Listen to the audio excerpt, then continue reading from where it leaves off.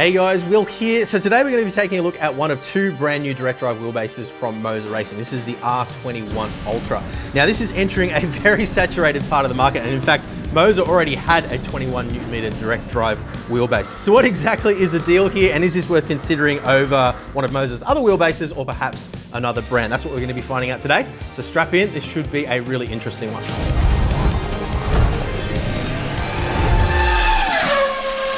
Okay, so we've got a lot to get through in today's video, but firstly, a big thank you to MOZA Racing for sending across this wheelbase for us to check out. Now, as we love to do here at Boosted Media, we will be comparing this against a whole bunch of other competitor products in the market to help you get a better understanding of what is going to suit your particular needs best. So it's important that you're aware that all the products that we're referencing in today's video were all sent to us under exactly the same conditions. Now, if you do decide you want to pick up one of these or any other sim racing gear for that matter, do yourself a favor and head over to boostedmedia.net. There you'll find on our brand new website all sorts of comparison charts, buyer's guides, discount codes, pretty much everything you need to help you make the right decision. And by purchasing using our links, not only are you potentially saving yourselves a little bit of money, but also helping us out in the process as well at no additional cost. So we really appreciate your support there. But as is always the case here at Boosted Media, no third party, including MOZA Racing, has any input whatsoever into what we're talking about today. Everything I'll be talking about today is purely just based on my own experience using this product and all the competitor products as well. So with all that said, let's get started on the R21 Ultra, starting with pricing. Now I'm going to slide this guy across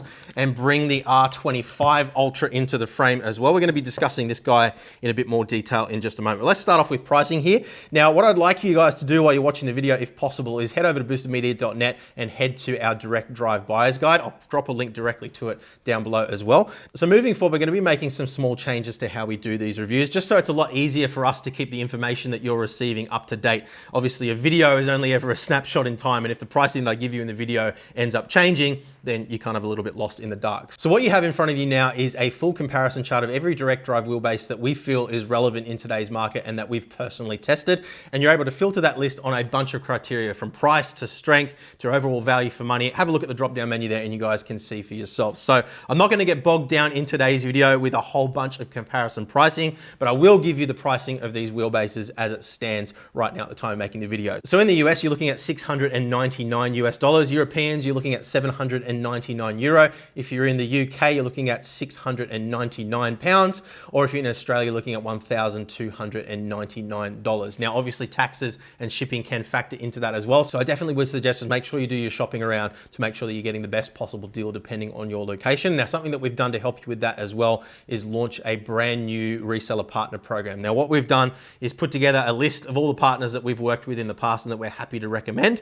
And if you check out the written version of this review linked down below, that will link you across to all of our partners, and you can search by location to make sure you're getting the best deal. So check that out as well. Now, just to quickly give you the comparison here, for the R25, you're looking at 899 US dollars, 999 euro, 899 Great British pounds, or 1,649 Australian dollars. So quite a big step up in price for the R25 Ultra. So please do reference that full comparison chart for a deeper breakdown. But just to give you a couple of quick comparisons here against the bases that I think are the most competitive against the R21 Ultra.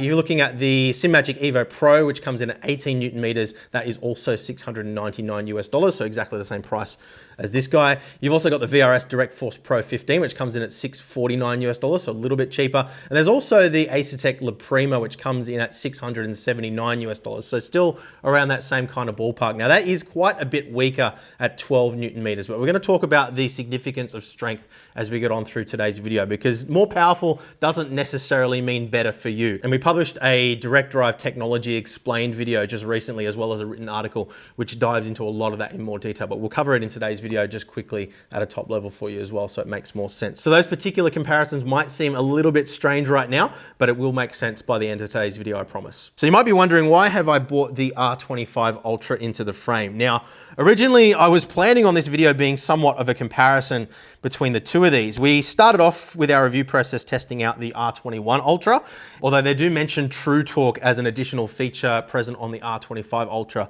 that isn't on the R21. So anyway, I fired this guy up on the rig, And the driving experience was just absolutely terrible. It was very vague feeling. The force feedback was just all over the place. And there was just obviously something very, very wrong. So we went through a couple of firmware updates with MOZA, tried to sort of nail things down and figure out exactly what was going on, because the driving experience was just objectively so much worse with the 25 than it was with the 21, and obviously that shouldn't be the case. So that's actually the reason why this video is a little bit delayed. We wanted to try and get to the bottom of exactly what was going on before we did this video. But at the same time, we also want to get the information out there so you guys can make the right decision, with Black Friday all happening at the moment as well. So we've made the decision to push ahead with the R21 Ultra review. Where it stands with the R25 at the moment is that MOZA are actually sending us out a replacement wheelbase. I wanted to do a direct back-to-back comparison with exactly the same firmware to see whether we have exactly the same experience between two separate pieces of hardware. And from there, we'll just need to determine whether what we're experiencing is actually representative of what this product is, or whether there's still something wrong. So we'll keep you posted there, but we'll move this guy back out of the frame for now. You can see hardware-wise and everything, it is identical in terms of the external at least, but we'll drill into that in more detail when we get to our R25 review a little bit later on. So that is the reason why we're not going to be talking about that one any further in today's video. But let's get focused on the R21 Ultra now. So what exactly are you getting for your money with the R21 Ultra in terms of the hardware? So you're getting a 21 Newton meter constant force direct drive motor. That means it's able to sustain that 21 Newton meters of constant force throughout normal driving conditions. You're getting a zero cogging flat wire technology motor, as they're calling it. What that means in layman's terms is that the design of the motor is conducive to minimizing the notching or the jumps that you feel between steps in the motor. And I can tell you, even just without the motor energized here, as we rotate the shaft, it does feel very smooth. Now, when you energize a motor, all kinds of things happen in the background with the firmware to actually counteract the jumps between magnets on the base. And for more information on that, you can check out our direct drive technology video. I'll link it down in the description below for you. That'll give you a much better understanding of exactly how that works. But yeah, the design of this motor is intentional to minimize those kinds of things and make sure you get a nice, smooth driving experience under all conditions. So that is one of the key selling points that they mention in their marketing. A 21-bit magnetic encoder. So what that means is that there's a little magnetic encoder in the back of the wheelbase that measures the relative position of the shaft, and that allows it to not only measure your steering input, obviously to feed into the sim, but also to manage the internal feedback loop so it can generate the effects and everything properly. So 21-bit resolution means you've got 2,097,152 steps of resolution, or individual measurement points, throughout a 360-degree rotation. So you'll notice different direct drive wheelbases will have different encoder resolutions. The higher the resolution, basically, the more points there are of measurement throughout the rotation. Now, it doesn't have a significant input beyond about 16-bit in my experience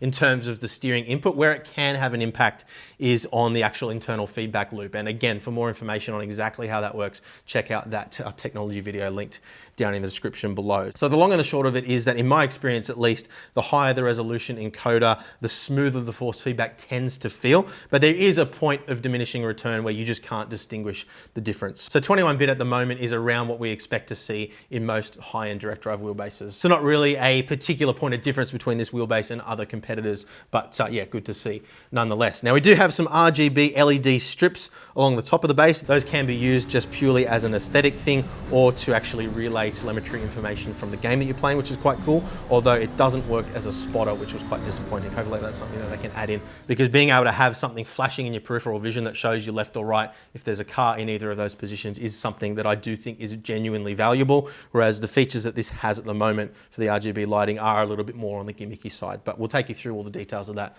as we get on through today's video as well. So we've got a CNC machined aluminium housing here, except for the rear cover, which is plastic. We'll pull this off in a moment and give you a look inside as well. It does appear to be spray painted rather than powder coated. The reason I say that is because I did actually notice a little bit of overspray on the R25 on these windows. So yeah, a little bit of quality control there, although that wasn't present on this R21. So it'll be interesting to see whether anybody that buys one of these notices any overspray. But look, the overall finish here is quite nice. It's not quite on par with the likes of SimuCube 2 and SimuCube 3, for example, but those products are a lot more expensive. So I think it's absolutely fine for the money. In terms of the physical design, as you can see, a lot smaller and more compact than what we had in the previous R21 and R16. We do now have the option for not only the standard Fanatec mounting pattern on the bottom, which means that this will bolt onto any Fanatec compatible wheelbase or cockpit, although obviously you're going to want to make sure that you have something that's capable of handling a powerful direct drive like what we have here. We also now have the addition of some side mounting holes as well as front mounting holes, and I'll flash the dimensions of these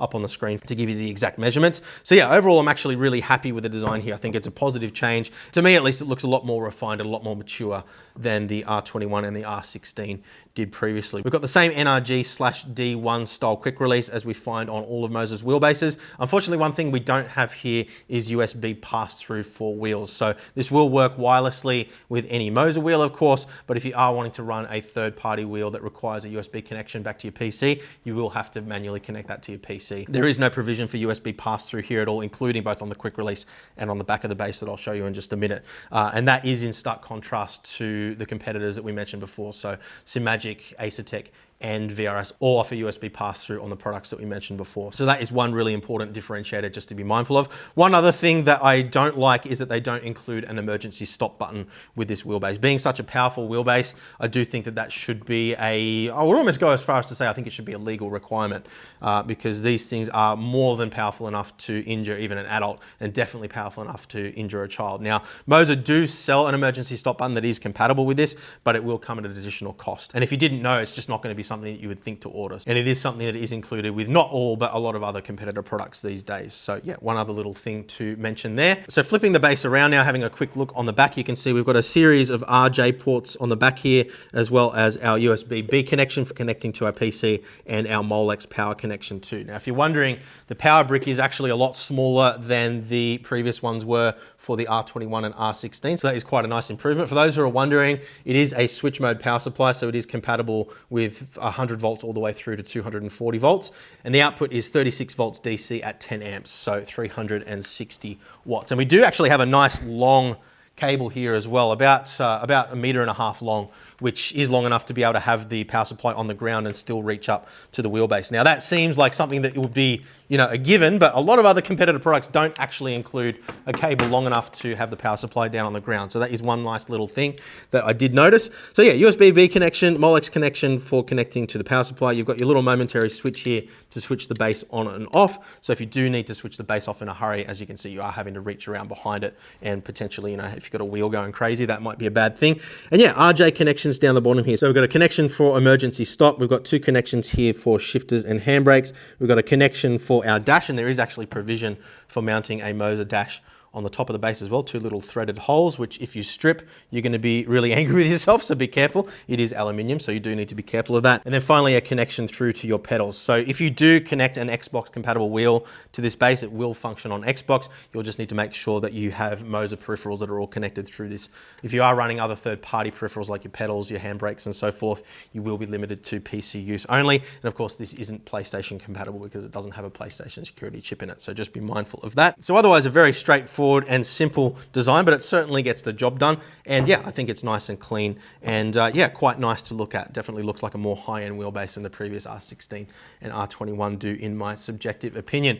So before we open up the back and take a look inside, a couple of other things that they mention in their marketing is a brand new force feedback algorithm. Now what that translates to in the real world is less filtering required now to get a good overall feel, but of course we'll elaborate on that when we get into the driving experience a little later on.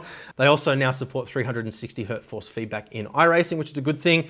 They are using a slip ring designed to get power and data through to the wheel, and they're saying that that slip ring is capable of withstanding up to 10 million rotations. Obviously that's not something that we can test in the relatively short amount of time that we've had this wheelbase in our studio, but we have had other MOZA wheelbases that use a similar design here for a number of years now. We've never once experienced an issue with any kind of failure related to the slip ring, nor have I ever seen anybody complaining of that in online forums and so forth either. So I'm sure that that is absolutely adequate, but if it isn't, of course, we'll find out and we'll let you guys know in a pinned comment down below. So before we open up the back and take a look at the internals, the only other thing really to let you know here is that they do also support low frequency effects, or LFE, which is an additional feedback layer that sits over the top of direct input force feedback.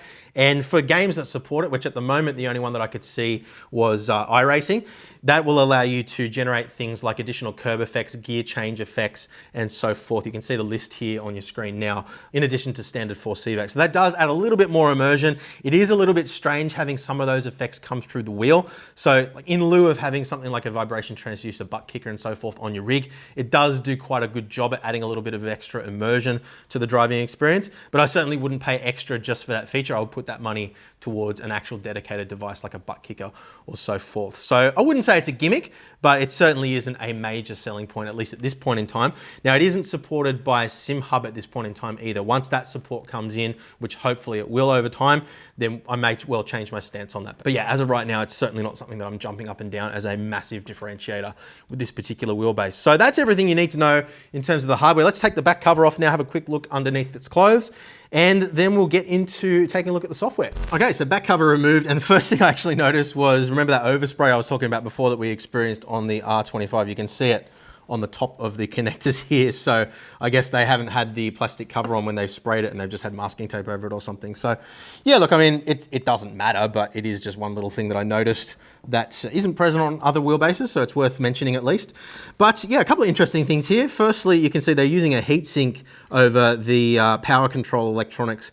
That's not something that we've commonly seen used on the motherboard itself. So this part here is the motherboard. Over on this side of the board, you've got your signal processing. So you've got your main processor here, which is, for those who are wondering, a GD32M737 processor. And that is labeled as an ARM Giga device for those who are wondering. So main processor, we've got the little Bluetooth module here as well, and that is for connecting to the smartphone app, which you can also use to control your force feedback settings in addition to the software that we'll show you in just a moment. We've got a couple of capacitors here. We've got our connections through to our two LED strips. So one on the right and one on the left. We've got this connection here which connects through to our two braking resistors. So if we flip the device over on its side, you can see one of the braking resistors just here. There's another one on the bottom as well. So a little bit difficult to see there, but what that is essentially responsible for is bleeding off any of the excess energy that's produced by the motor rotating. So an electric motor basically works like a generator in reverse. So as you turn the motor, it actually generates its own electric current. So the braking resistors stop that from feeding back in to the electronics and causing any sorts of weird things. Now we've got our three little screw terminals here for connecting through to the three phases of our electric motor, as well as a ground. So it's quite nice to see proper screw terminals here rather than the connections just soldered onto the board, because they are handling quite a bit of current. And a solder can not only be quite brittle, but also, depending on the quality of the soldering job, can sometimes fail over time, go dry and so forth. So a nice quality screw terminal like that will generally provide a better quality connection, particularly in environments where things might be vibrating and moving around a little bit. So we also notice a little ferrite choke there as well on the three phases going into the motor. And yeah, look, I mean, that's really all that there is to this back part here. You can't really see, and I don't want to pull it apart any further because I don't want to mess up the alignment of the encoder on the back, but you can see the back of the motor shaft there spins around. You can actually see this little cable that's plugged in here. That's what's delivering power and data through the slip ring. Now they are very flimsy little connections there. I can't see another cable going in there for power. So it does seem like those wires are too thin to be relied on for powering something like some of their wheels with big screens in them and so forth. But I guess maybe I'm wrong on that. I'm not sure, but yeah, I can't see any other wires running through the center of the base. So that's got to be it. But yeah, that little bit on the end of the motor shaft there is a magnet. And then on the back end of the motherboard there, right behind that, is the little encoder, which measures the variance in magnetic field and is able to resolve the exact position down to over 2 million individual steps through a 360-degree rotation, as we were talking about before. So you can actually see the housing of the motor itself, which we're not going to pull apart. We might try and find some exploded shots to show you the internal workings of the motor for those who are interested. But yeah, you can see that the outer skin of the housing isn't actually a part of the motor housing itself. That is an internal shell there. I mean, we've got these little ridges here for a little bit of additional surface area for cooling. But yeah, as we'll talk about a little bit later on, we didn't have any issues with overheating or anything like that. And there is actually some software strategies in place to deal with any potential overheating as well. But yeah, look, I mean, it is quite packed in. The cabling isn't the tidiest that I've seen. They are using quite flimsy cables throughout a lot of this stuff, but the areas where that's being done, other than just that connection that we talked about through to the motor shaft, which I'm not 100% certain is also handling power as well as data. It may only be data. But yeah, like everything else is adequately gauged for what it's handling. These little flimsy cables here are literally only powering the LED strips, so that is perfectly adequate. No issues with pinched cables or anything like that, like we did see on the R16 when we first tested that many years ago. But yeah, no real cause for concern here at all. I do like the fact that those braking resistors, which can get quite hot, are bolted directly to the back of the motor housing as well. Now, the reason I mention that is because those do get quite hot, and you can see they do sit quite close to the motherboard, so they could potentially radiate heat onto the motherboard and you know, cause problems over time. But the fact that that's bolted directly to the motor housing means that the heat energy will be dissipated throughout the entire metal housing and shouldn't hopefully create an issue. So yeah, no major causes for concern or red flags here at all. Let's move on now and take a look at the all-important software side of things. So let's have a quick tour of the MOZA Pithouse software now. So if you're already familiar with the Pithouse software from other products, not a whole lot has changed here. There are a couple of new things that you can do with these Ultra bases. So we'll just take you through everything here as a top-level overview for those of you who aren't familiar. If you are already familiar with the software, feel free to skim through this bit and just find things that you haven't seen before. But if you're firing up a new base for the first time, first thing you're going to want to do is go down to the settings sprocket down here and make sure that you're running the latest version. Once you've done that, you're also going to want to go in here and update your firmware. Once you've done the firmware update, you will also need to run through the calibration process on the wheelbase to make sure that everything is set up correctly. If you saw my recent direct drive technology related video, you'll understand the reason why that is extremely important. But once all that's done, you can jump back to the home screen. And yeah, down the left-hand side here, you can see your tabs for all the various different peripherals from the MOZA ecosystem that you have connected. Now, one really important thing to understand here is that unlike with the Fanatec ecosystem where you have to use one of their hubs or one of their wheels to have force feedback working at all on their wheelbases, there's no limitation like that here. So you don't necessarily need to have their pedals or their wheel connected. You can use just a generic hub adapter and run the wheelbase with absolutely no issues. But if you are running all MOZA stuff, it does keep everything nicely within the one ecosystem. You can just click through and make adjustments to each of the peripherals connected to your PC. So you've got some quick settings here for your steering angle adjustment, your pedal adjustments, and then your game force feedback intensity adjustment. Then over on the right-hand side here, you've got quick links through to various popular sim racing titles, and you can also configure from here as well to make sure that the game is actually set up to run correctly with the MOZA racing software. Now, back in the day, if you haven't seen MOZA for a while, there used to be some manual configuration required for some games. These days, they've done a pretty good job of integrating all of that. So you just click on the config button and it will generally make the adjustments that are needed to whatever files in the background to get everything up and running. If it does require any manual adjustment, it'll come up with a prompt that actually explains exactly how to do that. So compatibility these days is very good. And as we'll talk about more in the driving experience section a little bit later on, the overall consistency between different sim racing titles has improved a lot in recent years as well. So that is all very good. But what we're really interested in for this video is the wheelbase section here. So you can see across the top, we've got a bunch of tabs for various different elements of the settings.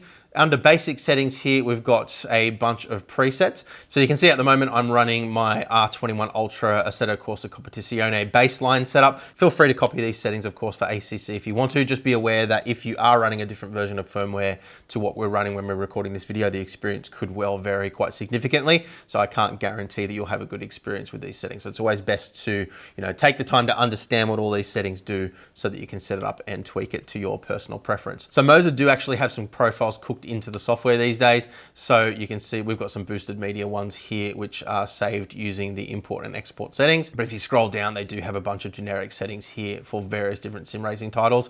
Now, look, these were a little bit hit and miss, as they often seem to be with MOZA products. Some of them felt pretty okay. The drift one was all right, for example. But yeah, some of them, at least in my opinion, didn't provide a particularly good baseline experience. So definitely, again, take the time to understand what these settings do. So let's run through now. So you've got your maximum steering angle. This is just the steering sensitivity of the wheel. Now you can actually decouple these as well. So if you want to have the mechanical bump stop happen at a different point to the rotation of the wheel, you can do that. So say, for example, you're running 360 degrees of rotation. You can see by default, when we rotate the wheel here, once we hit that bump stop, it doesn't go any further.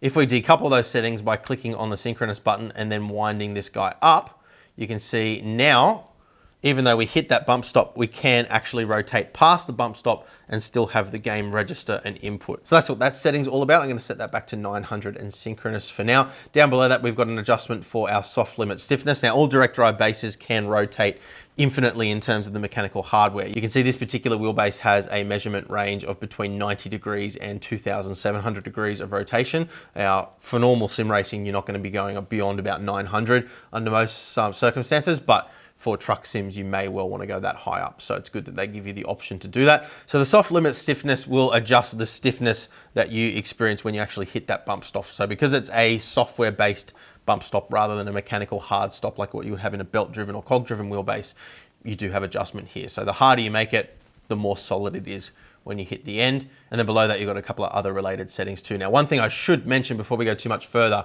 is that they have done a good job with the tooltips now. It used to be the case that this was in a bit of broken English and it was quite hard to understand, but they have actually done a really good job of explaining what all these settings do now if you hover over the tooltip. So that is a nice little touch.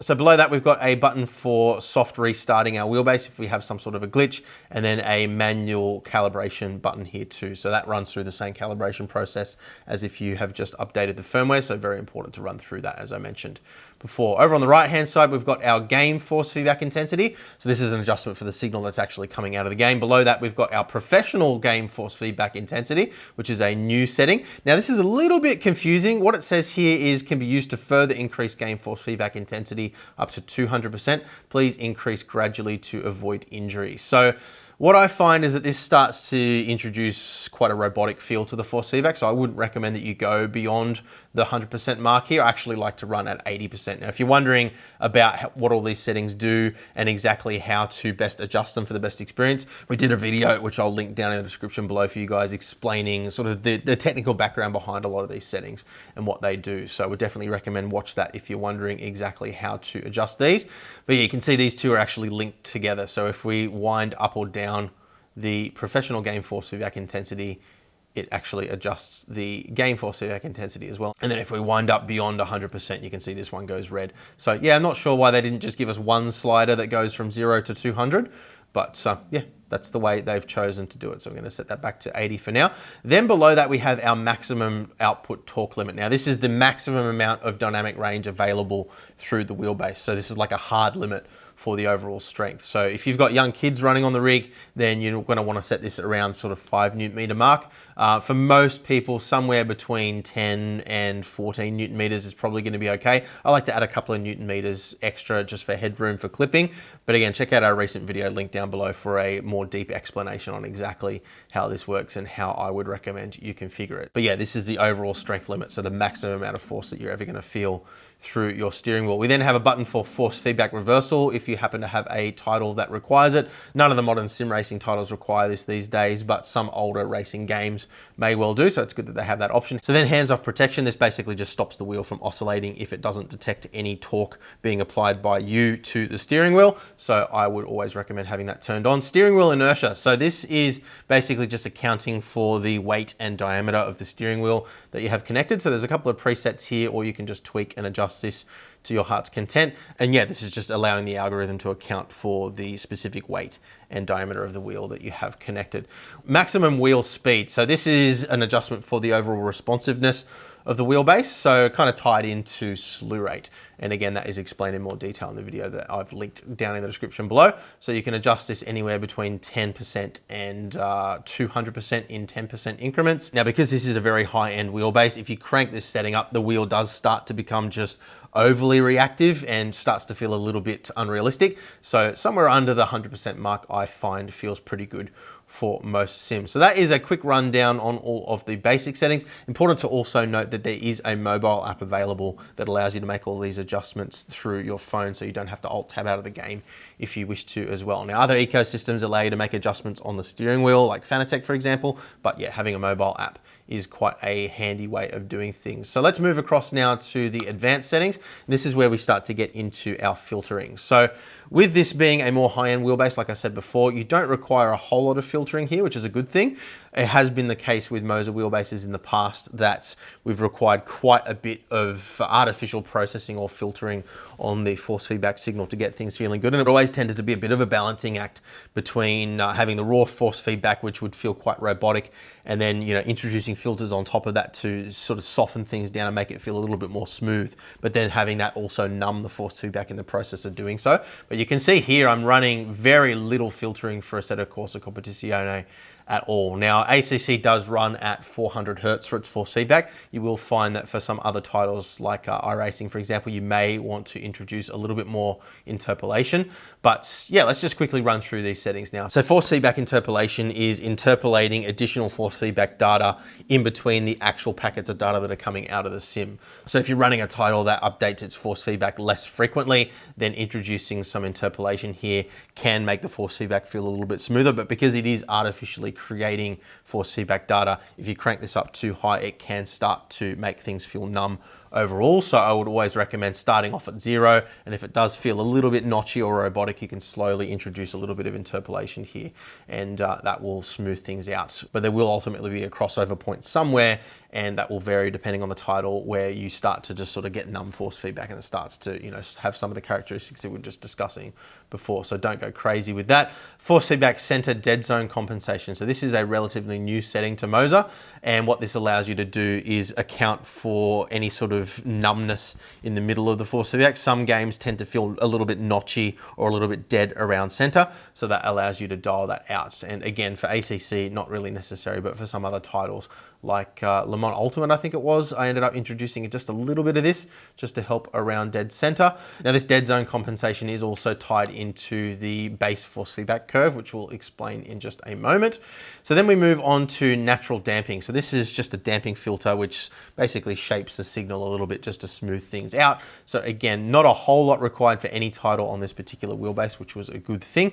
In the past, we've had to run, you know, somewhere up around the sort of 15, maybe even 20% mark to get the smoothness that I personally subjectively like in a wheel, but that did of course come with the cost of you know, overall detail in the force feedback. So needing to run a little bit less here is a good thing. Natural friction, this is basically just simulating the sensation of weight in the steering wheel. Obviously the steering wheel in a real car is connected to a steering rack, and that steering rack is connected to your wheels, your brakes, and of course the tires that have friction across the surface of the road. So it just gives you that sensation of weight like you would have in a real car. If we scroll down below that, we also have natural inertia too. So again, being connected to big heavy components inside a real car does introduce some inertia. So the wheels are going to naturally want to sort of continue in the same direction that it's already going. So just like with friction, this is a pretty subjective thing. I tend to like a little bit higher a value than a lot of other people do.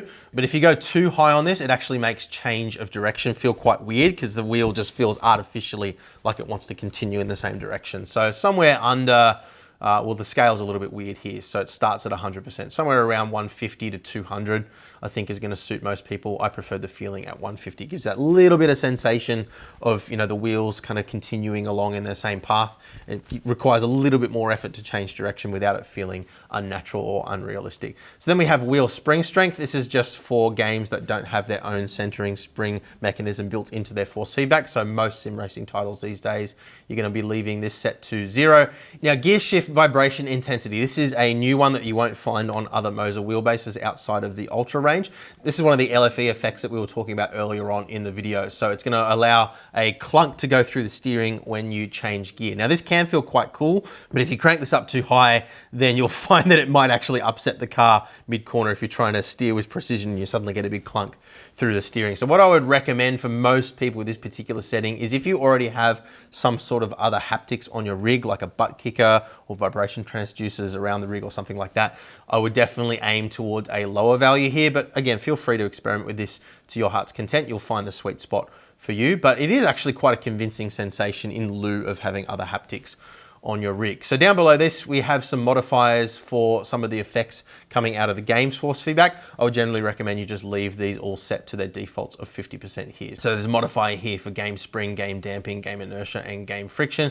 Down below that, we have speed dependent damping. So if you want to make adjustments to the damping ratio as you're increasing in speed, then you can set a threshold for the speed here, as well as the level of damping that you want to introduce. I tend to prefer to just leave this natural, because I think most sim racing titles do a pretty good job of handling this anyway. And then down below that, we have our temperature control strategy. So we've got a conservative setting, which sets the limit to 50 degrees in the wheelbase before it starts to taper off the force feedback to reduce the temperature. Now, in the environment we're running here, which is around sort of 21 to 23 degrees ambient, we never even noticed the wheelbase getting even really lukewarm under normal driving conditions, and that's for extended periods, running at around that sort of 16, 17 Newton meter peak strength mark. So yeah, I can't see this being too much of an issue, but if you are in a really hot environment and you're finding that your force feedback is starting to taper off when the wheelbase warms up, then you can click on radical here, and that increases the temperature threshold up to 60 degrees. So yeah, unless you're maxing out that 50 degree limit, there's no reason to adjust this. So I would recommend just leaving it on 50 degrees unless there's a reason to do otherwise. So then we get into our force feedback effect equalizer. So this is quite cool. This is something that is starting to be introduced in some other brands. We just recently seen it in the newer SimiCube software, which we'll be looking at pretty soon here on the channel. But MOZA were actually the first to introduce this. And what this does is it allows you to adjust the amplitude at various different frequency ranges for your force feedback. So if you're finding that one particular thing is lacking, like the sensation of curbs or road textures, for example, you can actually boost the frequency in that particular frequency range without it affecting the force feedback everywhere else as well. So it's almost like a non-linear kind of response thing that you can do here. So you can see we've got a scale here from 0 Hertz through to 100 Hertz, and you can see descriptions here for which frequency range affects what kind of effect. So say, for example, we're finding that high speed curb effects are a little bit lacking. What we can do is we can actually grab that node and either amplify or attenuate the signal level or the amplitude in that particular area to modify it. So you've got a bunch of presets here down the right hand side. I found that preset number 7 was pretty good, but so I ended up actually customizing it just a little bit and dragging those nodes just to get it fine-tuned into exactly how I liked it to feel. But again, this is a very subjective thing. So now you understand what it does, you can fiddle around with it and tweak it to your heart's content. So then we have base force feedback curve. So this, as I said before, is tied into our force feedback center dead zone compensation. So if you are finding that the force feedback feels a little bit numb around center, or maybe you're finding that it just feels overpoweringly strong at the outer extremities, then you can adjust the linearity of the force feedback response to account for that. So you can see there's a couple of presets here, a couple of S curves as well as exponential and parabolic curves. And again, you can fiddle around with this to your heart's content. I would generally recommend start off with linear, and unless you actually have a specific reason to do so, you probably aren't going to want to tweak this too much. But what you'll see is if we introduce a little bit of dead zone compensation here like that, when we go back to our base force feedback curve, you can see now that has slightly curved up. It's got a slight parabolic curve to it. Whereas if we go back to 0, you'll see now it's completely flat again. So yeah, I didn't expect that this would be something that I would end up needing at all, but I did find that I think it was LMU where we did actually end up introducing just a touch there just to get it feeling nice and consistent throughout the wheel rotations. So then we get into miscellaneous settings here. We can set the base into standby mode, which basically just disengages the force feedback. We've got Bluetooth for enabling the connection to your smartphone for adjusting settings, like I said before. Base status indicator, so on bases that had a power light on the front, you could switch that off and on using this setting, but I don't believe that this base has any power light on it anywhere other than just the LED strips, which are controlled elsewhere. We'll see in just a moment. So I think that that setting is actually redundant for this particular wheelbase. You can have the wheelbase play music when you start it up as well. So a bit of a gimmick there. I prefer to leave that switched off, but yeah, you can choose between a couple of different tunes if you want to, and the volume as well. So I'm going to leave that switched off because I'm not a fan of that kind of thing. So button mapping next up. So because the button inputs on the wheel are relayed through the USB connection on the wheelbase rather than the wheel having a physical USB connection to the PC, at least if you're using a MOZA wheel, we have available up to 128 inputs. Now, some sim titles like Automobilista 2, for example, can't read more than about 30 or so inputs before they just get confused and you can't map any further controls. So if you run into a scenario where that is the case, you can enable this little wheelbase split setting here. And what that does is it splits the device up into 4 separate devices. So you've got your main device, and then you've got 3 virtual devices. So that is going to allow sims like Automobilista 2 that don't understand more than 32 inputs to actually be able to map every single control. So a good option to have there for titles that require it. And then finally, we have our base LED settings. So this is all pertaining to the 2 LED strips along the top of the base. So we can switch off and on the LED sequence here. Over on the right hand side is where we can make adjustments to the overall settings. So we've got telemetry mode, non-telemetry mode, and completely off. So if you don't like RGB LED lighting on your rig, which I know a lot of people don't, you do have the option to switch it off entirely, which is a good thing. Then you've got non-telemetry mode, which basically just allows you to configure based on the software how you want the LEDs to operate, so you can have different effects and so forth displaying on the base. And then you also have a telemetry mode as well. So this is taking telemetry output from the sim racing title and actually using that to generate various different flash sequences and so forth on the wheelbase. So let's drill into that in a little bit more detail now. We've got an adjustment here for our overall brightness.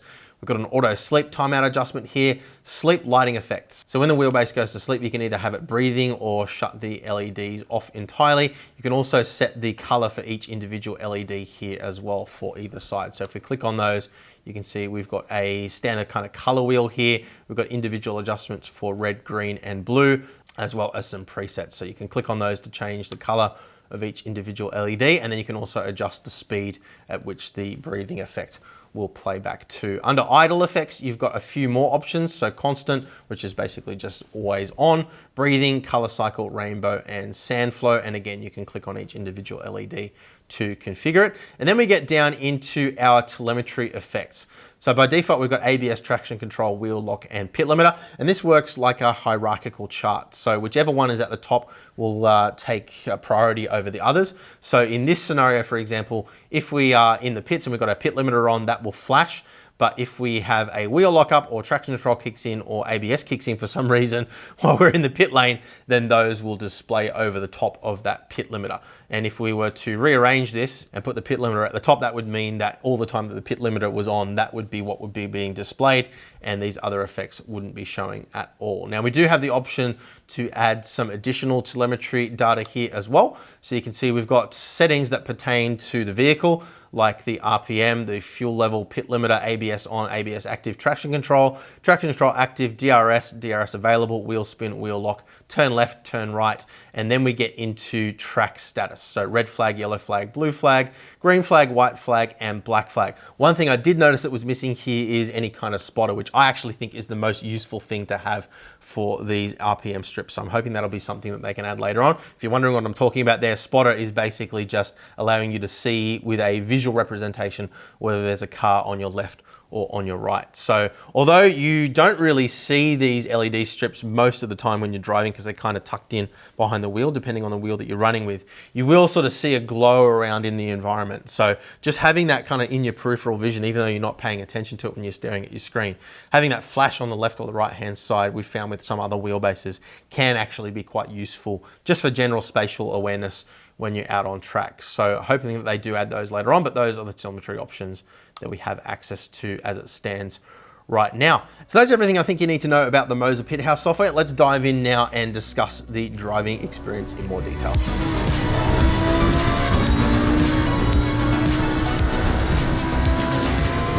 So how is the driving experience with the MOZA R21 Ultra? So a couple of things jumped out at me immediately upon firing this up and getting onto the track. So firstly, much more refined in many ways than what we've experienced before with MOZA. You may have heard me comment in our other MOZA reviews historically, and this has been less the case more recently. I've definitely been trending in the right direction, but it's always been the case, at least to some extent, that there was quite a bit of filtering required through the force feedback settings that we're just looking at in the Pit House software in order to sort of work around some of the shortcomings of both their algorithms and potentially the hardware as well. So what I mean by that, and this has certainly been less the case over the years, but definitely to some extent at least, there's always been sort of like an underpinning slight roboticness or slight notchiness or just slight sort of disconnection between what you feel like the car should be doing and what it's actually transmitting through the base that needed to be overcome by running what I would say is excessive filtering compared to other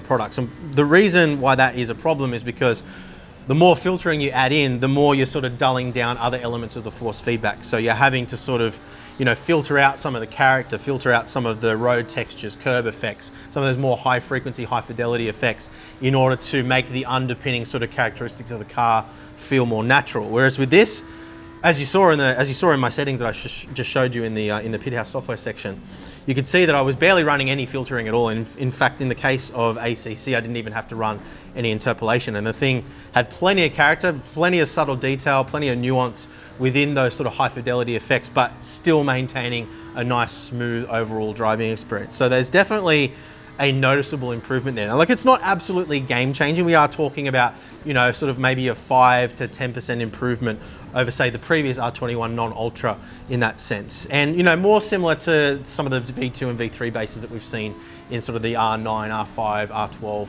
and so forth. So not a massive jump in fidelity or anything like that, but definitely a step in the right direction, I would say. Now, just to quickly touch on the R25 again, as we were mentioning earlier on in the video, all the things that I just described with the R21, it was literally the exact opposite with the R25, which is why I was sort of so thrown by it. So we'll definitely be revisiting that later on, but there was definitely some stuff going on there that was very strange.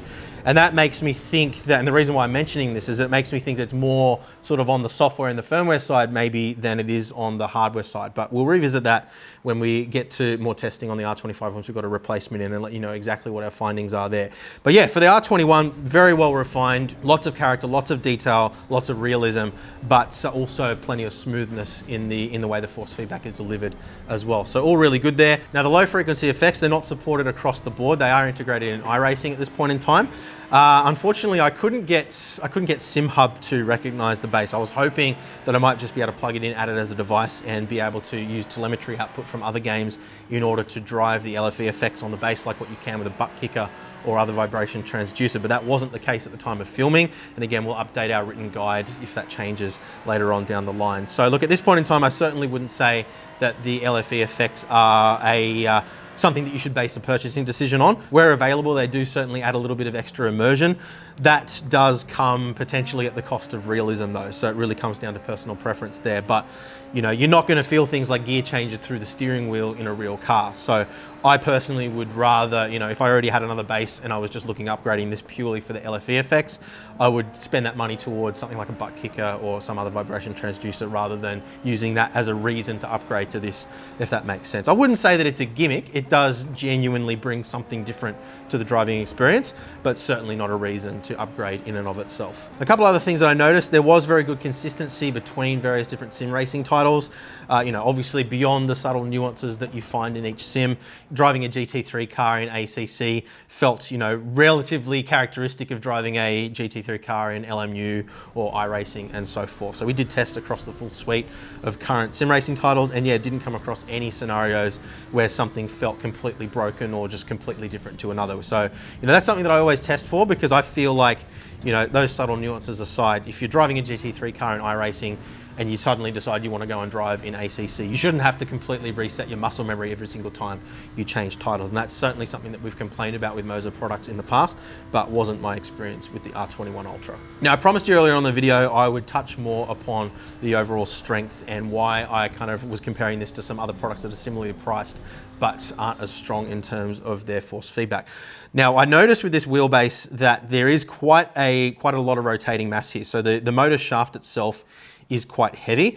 And I did find that when I ran this wheelbase at lower force feedback strengths, so say under about 12 Newton meters of strength, things did sort of start to fall apart a little bit. Now, it just didn't feel as responsive. Now, if you watched my technical explanation video recently, you would have seen that as you reduce the overall strength, you're also scaling down things like the slew rate and so forth. So if you've got a big, heavy electric motor that is relying on making use of its full dynamic range in order to deliver its full fidelity, you can imagine as you start to wind that down, you can start to have a detrimental impact. And what I would say is that running at around that sort of 12 Newton meters strength level on this particular base, I actually prefer the feeling overall of something like the MOZA R12, the latest revisions, for example. It feels a little bit more responsive at those lower force feedback levels. So you really need to ask yourself, do I actually need that extra strength? It could be just related to the way this motor is designed. It may have nothing to do with that rotating mass. It's just something that I did notice compared to other bases. But I would definitely suggest that this is a direct drive that is more suited to those who know that they want to have something that's capable of producing those really strong effects, rather than somebody that's looking just to have a bit of additional headroom. We talked about that in the video as well, but you know, you don't need more than a couple of Newton meters headroom over what you would typically want to feel as a maximum amount of strength here. And for most people, that falls somewhere between about the 10 and 14 Newton meters of strength mark. So call it 15, 16 once you add a couple of Newton meters for headroom for clipping. And now you're starting to see why I was comparing this price for price with things like the La Prima, the VRS, and the SimMagic Evo Pro, for example. Those are weaker than this is, but they do produce more fidelity at those weaker force feedback levels than this does, at least in my experience. So you really need to ask yourself, am I somebody that's actually going to make use of the full 21 Newton meters of dynamic range with this base? If you aren't, and I would suggest that probably most people aren't, then you know, don't go out assuming, well, I can get a 21 Newton meter wheelbase for $699 US, and otherwise I'm going to be only getting 15 Newton meters for the same price. More strength doesn't necessarily mean a better driving experience for you. So if at all possible, try to get out, try to actually test some other direct drive wheelbases and try to find where you feel like that sweet spot is for you in terms of overall strength. You never want to be in a situation where the car is driving you rather than you driving the car, because that's just going to be completely detrimental to your speed and consistency, although it can feel a little bit more immersive to some people. So it certainly is, to me at least, a noticeable improvement over the R21, both in terms of the mechanical design, the visual appeal I think is a lot higher, but that's of course subjective. But it definitely is better to drive with more fidelity, more refined overall than what we had with the R21 previously. But it is, we're talking 5, maybe 10% at absolute most. They're probably closer to 5. So I wouldn't be rushing out to buy one of these feeling like you're going to be missing out on something if you do already have an R21. I'd say really the only major area where this does provide a more immersive driving experience is just in those LFE effects, which are more compatible with something like a butt kicker anyway. So I would just be putting that money towards a dedicated vibration transducer that you can put anywhere on your rig and produce a more realistic sensation than having gear changes through your steering wheel, which may feel immersive in lieu of having them actually produced through something like a butt kicker under your seat and so forth, but aren't necessarily particularly realistic. Worth upgrading to this from a less powerful base? Look, it really just comes down to whether you feel like the base that you have now is providing all the strength that you need. If don't fall into the trap of FOMO. If 12 Newton meters in the R12 is enough for you, this isn't going to give you anything different to what you're already experiencing. And in fact, if you do buy this and end up running it at a lower force feedback level, it may actually feel a little bit more sort of dulled down than the base that you already have. So certainly no reason to upgrade there unless you have a specific requirement for more strength. So in conclusion, as I've said in most of my direct drive reviews recently, we're at a point in the market now where everything is objectively good. There isn't really a bad choice when it comes to direct drive at any given point in the market.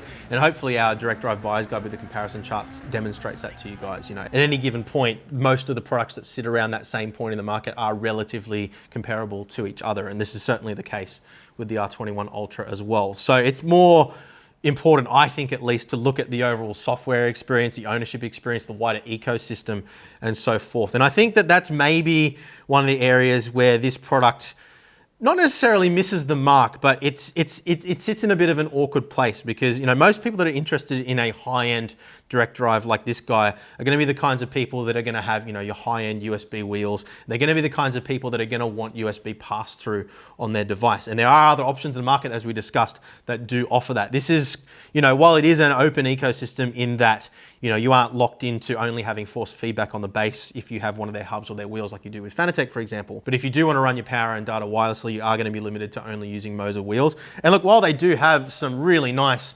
high-end wheels like the Lamborghini wheel that we've had in a few videos now, this is an absolutely beautiful wheel to look at, and the quality of the materials and the craftsmanship here is very high, on par with some very high-end wheels.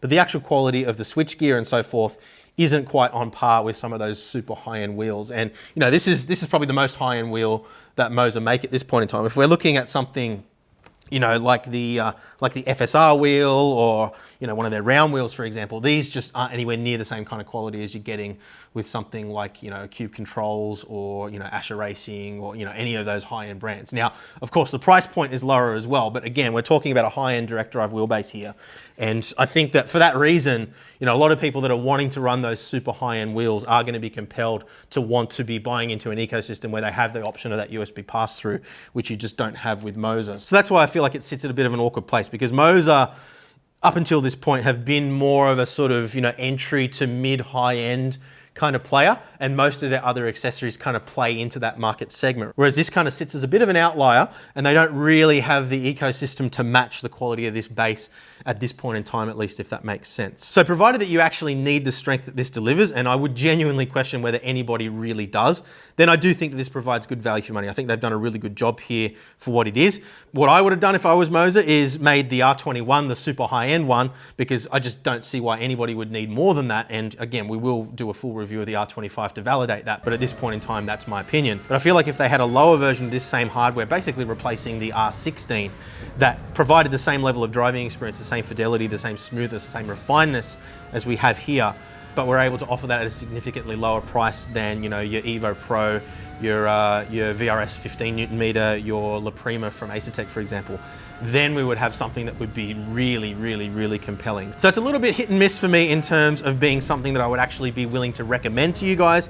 I think that it's very good for what it is. I just don't think that it's a product that the majority of people actually need. And I think that when you really drill down and you really look at what people actually need out of a direct drive wheelbase, you know, heading into 2026, there are other products that offer, you know, marginally better build quality, maybe more refined software, maybe a slightly more refined driving experience, things like USB pass-through, for example, and offer those things at a strength level that people will actually use at a similar price point. So in conclusion, if you're looking at buying this simply because it offers more Newton meters at a lower price than other competitors, get that out of your head, and I would definitely recommend check out our full detailed reviews, as well as other reviews as well, of course, of things like the SimMagic Evo Pro, the La Prima from Acertech as well. That's quite a bit weaker at 12 Newton meters, you know, significantly weaker than what we have here, but still provides a very good driving experience. Also the Direct Force Pro from VRS, we are going to be revisiting that very soon as well, because they've just released a new force feedback algorithm, which in my early testing does seem to show a lot of promise as well. So definitely not a bad product by any means. I just question whether it is actually the right one for you. And that is my review. So I hope this helped you out, guys. Make sure you check out our direct drive buyer's guide for all the comparisons and information. Make sure you check out our Black Friday page as well for all the latest deals and discounts. Thank you very much for watching, guys. And yeah, I'll see you again very soon. Bye.